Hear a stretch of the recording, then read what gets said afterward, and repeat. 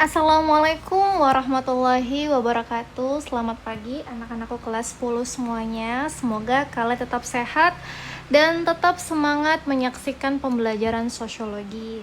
Nah, pada hari ini Bu Fauzia akan membahas tentang 7 fungsi keluarga. Nah, apa saja 7 fungsi keluarga itu? Mari kita simak satu persatu 7 fungsi keluarga.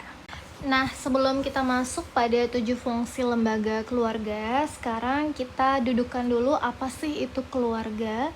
Nah, lembaga keluarga adalah unit sosial terkecil dalam masyarakat yang terdiri dari ayah, ibu, dan anak. Nah, dari keluarga akan melahirkan individu dengan berbagai macam bentuk kepribadian dalam masyarakat. Anak-anak nantinya akan berkembang dan mulai melihat dan mengenal arti diri sendiri, kemudian mulai dikenal sebagai individu. Nah, peran lembaga keluarga berperan membina dan membimbing anggota-anggotanya untuk beradaptasi dengan lingkungan fisik maupun lingkungan budaya dimanapun ia berada. Keluarga terbentuk dari perkawinan yang sah menurut agama, adat, dan pemerintah. Secara sadar atau tidak, setiap anggota keluarga mempunyai peran yang berkaitan dengan proses regenerasi bagi anak-anaknya. Nah, berikut 7 fungsi lembaga sosial lembaga keluarga akan kita bahas satu persatu. Fungsi lembaga keluarga pertama adalah fungsi reproduksi. Nah, dalam keluarga, anak-anak adalah wujud cinta kasih dan tanggung jawab suami istri meneruskan keturunannya. Keluarga punya fungsi reproduksi, artinya dari pernikahan diharapkan akan memberikan keturunan. Yang kedua ada fungsi proteksi atau perlindungan. Nah, fungsi perlindungan sangat dibutuhkan anggota keluarga, terutama anak-anak, sehingga anak akan merasa aman hidup di tengah-tengah keluarganya.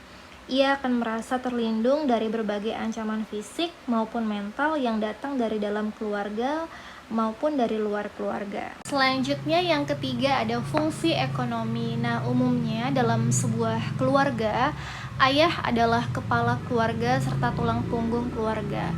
Ayah punya kewajiban memenuhi kebutuhan ekonomi istri dan anak-anaknya. Pada masyarakat modern, tidak menutup kemungkinan ibu juga mencari nafkah untuk membantu perekonomian keluarga. Suami dan istri memikul tanggung jawab ekonomi terhadap anak-anaknya. Nah, kerjasama yang baik antara ayah dan ibu dalam mengelola pendapatan menjadikan keluarga dapat memfungsikan ekonomi secara efektif dan efisien.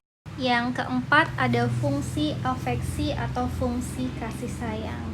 Nah, dalam keluarga diperlukan kehangatan, kasih sayang, dan perhatian antar anggota keluarga yang merupakan salah satu kebutuhan manusia sebagai makhluk yang berpikir dan bermoral. Nah, apabila anak tidak atau kurang mendapatkannya, kemungkinan anak menjadi sulit dikendalikan, nakal, bahkan terjerumus pada kejahatan. Selanjutnya yang kelima ada fungsi pemberian status. Nah, fungsi pemberian status melalui lembaga perkawinan, seseorang akan mendapatkan status atau kedudukan baru di masyarakat sebagai suami atau istri. Nah, otomatis ia akan diperlakukan sebagai orang dewasa dan mampu bertanggung jawab pada diri sendiri, keluarga, anak-anak, dan masyarakat. Fungsi status suami adalah sebagai pemimpin dalam rumah tangga mencari nafkah.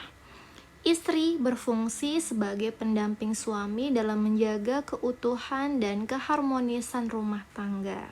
Keluarga memberikan status pada anak bukan hanya status yang diperoleh seperti status terkait jenis kelamin, urutan kelahiran, dan hubungan kekerabatan, tetapi termasuk status yang diperoleh orang tua, yaitu status dalam kelas sosial tertentu. Yang keenam ada fungsi pengawasan sosial. Setiap anggota keluarga pada dasarnya saling kontrol atau saling mengawasi karena memiliki tanggung jawab dalam menjaga nama baik keluarga. Nah, contohnya sebagai bentuk pengawasan sosial, misalnya seorang ibu memberikan aturan jam pulang malam kepada anak gadisnya. Yang ketujuh ada fungsi sosialisasi keluarga. Nah, keluarga berperan membentuk kepribadian anak agar sesuai dengan harapan orang tua dan masyarakat. Keluarga adalah sosialisasi pertama bagi anak atau disebut juga dengan sosialisasi primer. Di dalam lingkungan keluarga, anak mulai dilatih dan diperkenalkan cara-cara hidup bersama orang lain. Anak diajak memahami lingkungan lebih luas sehingga nanti benar-benar siap hidup dalam masyarakat.